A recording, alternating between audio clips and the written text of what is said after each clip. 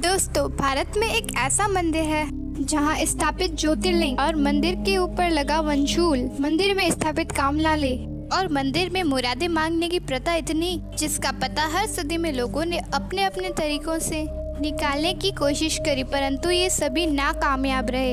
एक ऐसा मंदिर जिसकी स्थापना रावण ने की है और इस मंदिर के रहस्य इतने गहरे हैं कि जिसका पता आज तक कोई नहीं जान पाया है। इस मंदिर का रहस्य सुनने के बाद आपको भी अपने कानों पर विश्वास नहीं होगा। आखिर क्या है इस मंदिर पे लगे वंशूल का रहस्य और क्यों इस शिवलिंग को कामना लिंग कहा जाता है और कैसे हुई इस मंदिर की स्थापना और क्या है इस मंदिर की मुरादें मांगने की प्रथा। आइए इन सभी सवालों के जवाबों को ढूंढते हैं, इसीलिए इस वीडियो के एंड तक बने रहिएगा। नमस्कार दोस्तों, आपका स्वागत है और आप देख रहे हैं सोच बाय वीनस राठी। वीडियो अच्छा लगे तो वीडियो को लाइक, शेयर, सब्सक्राइब करके बेल आइकन को प्रेस करना मत भूलिएगा। वीडियो में आगे बढ़ने से पहले एक बार सच्चे दिल से कमेंट में हर हर महादेव जरूर लिख दीजिएगा। तो चलिए इस वीडियो की शुरुआत कर लेते हैं। भारत राज्य के झारखंड राज्य में देवगढ़ नामक स्थान में अवस्थित एक प्रसिद्ध मंदिर है, जिनमें शिव का एक नाम वेद्यनाथ भी है। इसी कारण लोग इस मंदिर को वेद्यनाथ धाम मंदिर भी कहते हैं। ये एक सिद्ध पीठ है, इसीलिए इस लिंग को कामना लिंग भी कहा जाता है। झारखंड के देवगढ़ में स्थित प्रसिद्ध स्थल वैद्यनाथ धाम 12 ज्योतिर्लिंगों में से 9वां ज्योतिर्लिंग है। वैद्यनाथ लिंग देश का एक ऐसा शिवलिंग है जो कि कामना लिंग के साथ साथ सप्तलिंग भी है। माना जाता है कि इस शिवलिंग की स्थापना स्वयं विष्णु भगवान ने की थी। मंदिर में ये भी माना जाता है कि आने वाले सभी भक्तों की सभी मनोकामना पूर्ण भी होती है।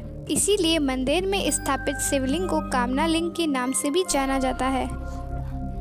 देवगढ़ में शिव का अत्यंत पवित्र और भव्य मंदिर स्थित है। हर वर्ष यहाँ श्रावणी मेला में लाखों श्रद्धालु भोलेनाथ का जयकारा लगाते हुए बाबा भोलेनाथ का दर्शन करने आते हैं। वैसे तो आपने देखा ही होगा, भगवान शिव के मंदिर में हर बार त्रिशूल लगा हुआ होता है, लेकिन देवगढ़ में स्थित शिव मंदिर में शिव, पार्वती, लक्ष्मी नारायण अन्य सभी मंदिरों में वंशूल लगे होते हैं। इसे सुरक्षा कवच भी माना जाता है। मंदिर में लगे सभी वंशूलों को शिवरात्रि के 2 दिन पहले उतारा जाता है और महाशिवरात्रि के 1 दिन पहले इन सभी वंशूलों को पूजा जाता है और पुनः इन्हें वापस लगा दिया जाता है।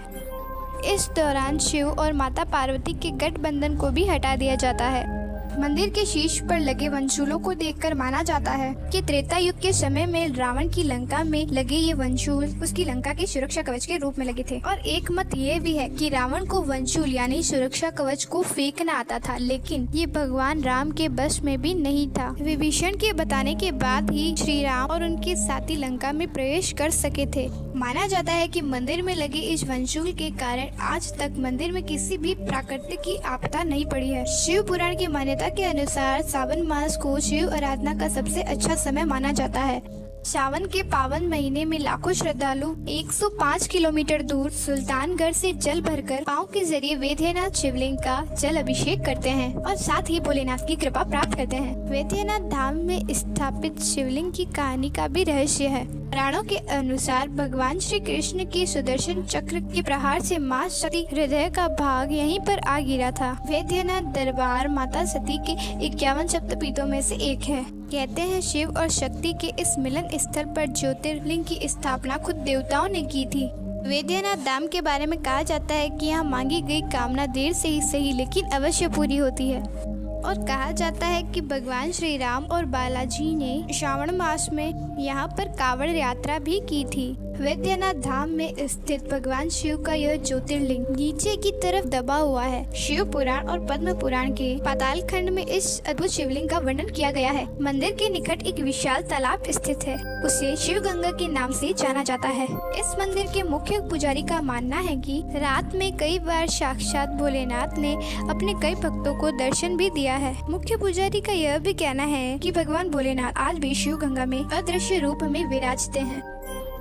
माना जाता है कि बाबा वेद्यनाथ धाम में सभी मंदिरों का निर्माण भगवान विश्वकर्मा ने एक ही रात में स्थापित किया था। शिव गंगा के आसपास और भी अन्य कई मंदिरों बने हुए हैं। दोस्तों, ये थी कुछ ऐसी रोचक बातें बाबा वेद्यनाथ धाम के बारे में। चलिए अब बात करते हैं बाबा वेद्यनाथ स्थापित शिवलिंग की। इस शिवलिंग के पीछे एक पौराणिक कहानी है जो कि काफी ज्यादा दिलचस्प है।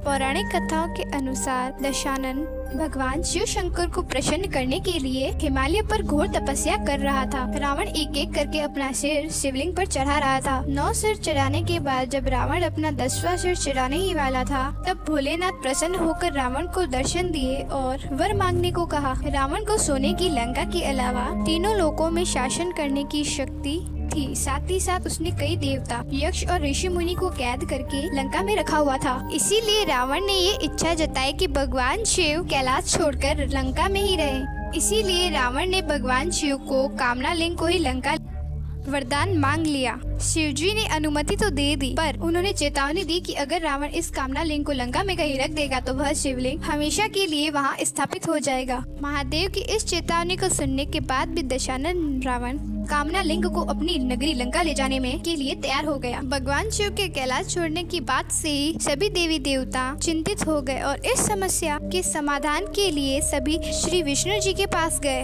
तब श्री हरि ने अपनी लीला रची और उन्होंने वरुण देव को आचमन के जरिए रावण के पेट में घुसने को कहा।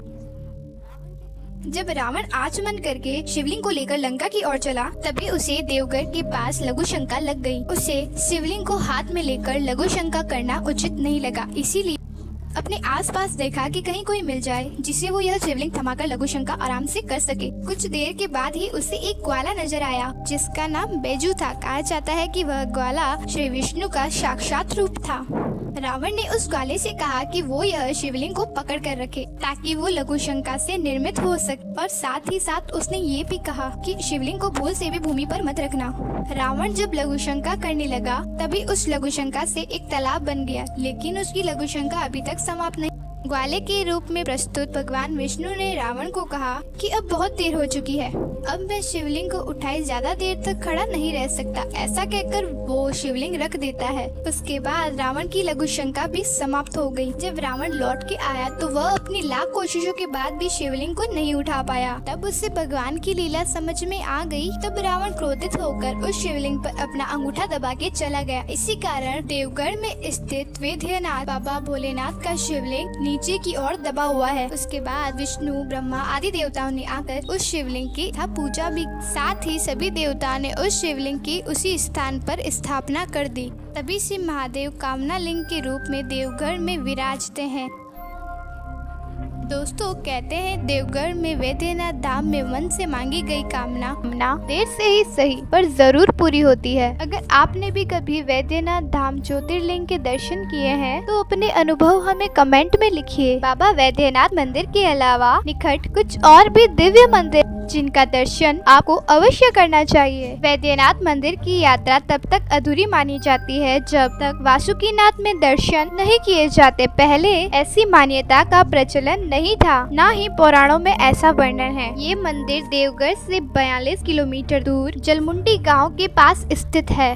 यहाँ पे स्थानीय कला के विभिन्न रूपों को देखा जा सकता है। इसके इतिहास का संबंध नोनिहार के घाट से जुड़ा है। बैजू मंदिर बाबा वैद्यनाथ मंदिर के पश्चिम में देवगढ़ के मुख्य बाजार में 3 और मंदिर भी हैं। इन्हें बैजू मंदिर के नाम से जाना जाता है। इन मंदिरों का निर्माण बाबा वैद्यनाथ धाम के मुख्य पुजारी के वंशजों ने किसी जमाने में किया था। दोस्तों, यदि इसके अलावा आप वैद्यनाथ धाम आते हैं, क्या क्या आपको दर्शन करना चाहिए? इनमें से एक नौलिखा मंदिर है। कहा जाता है कि नौलिखा मंदिर की स्थापना प्राचीन समय में 9 लाख रुपये में किया गया था। इस मंदिर में कला आकृति की छवि का आप दर्शन कर सकते हैं। इसके अलावा आपको त्रिकुट पहाड़ का भी दर्शन करना चाहिए, जो कि बहुत ही अद्भुत है। इसके साथ साथ तपोवन पहाड़, नंदन पहाड़ इत्यादि देवगढ़ के मुख्य पर्यटक स्थल का केंद्र बिंदु है। दोस्तों, आपका क्या कहना है मंदिर के मुख्य पुजारी के द्वारा बताई गई शिव गंगा में साक्षात भोलेनाथ के दर्शन के बारे में? और अपने सभी विचार हमें कमेंट बॉक्स के माध्यम से अवश्य शेयर कीजिए। दोस्तों, यहाँ पर आने का पूरा पता और भी कई जानकारियाँ वैद्यनाथ धाम के बारे में इस वीडियो के डिस्क्रिप्शन बॉक्स में मेंशन कर दिया है।